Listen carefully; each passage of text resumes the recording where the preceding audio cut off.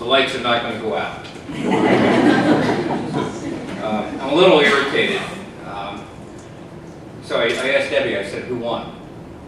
And she didn't tell me. So for the young people here, that's not a good career move. So just keep that in mind. Well, you're commenting about this space, and I can't take any credit for this.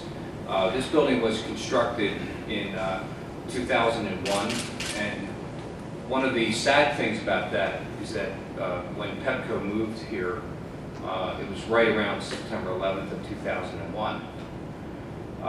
So there's a lot of things that you should reflect on, and we reflect on that in terms of our involvement in the community. But this space, as the building was conceived, was specifically set up to be a space for the community.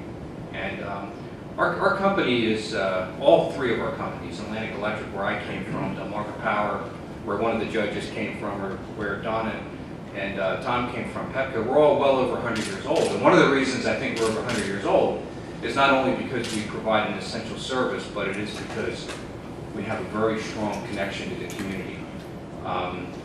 In many ways, and our tagline is we're connected by more than power lines, but this notion of our involvement in the community is something we talk about a lot. We talk about it at our board meeting, and it's embedded in our culture, and I think culture is really kind of reflected in the stories you tell. It's the things that you talk about. So that's very, very important to us. So this space is very important to us, and it's always very invigorating for me to come down here, and whatever the event is. You can understand there's a lot of traffic that comes through here. Very important things that are happening, like what was explained with regard to United Way. I had an extraordinary honor given to me last year, and I've had a chance to reflect on that a lot. Wasn't quite sure why I got it, but I really look at it much more as a reflection on our company than anything about me. So I'd like to think it's an accumulative reflection of what we've been doing. When we get a lot of requests in trying to be supportive to the community, and that's good. But we have to make choices.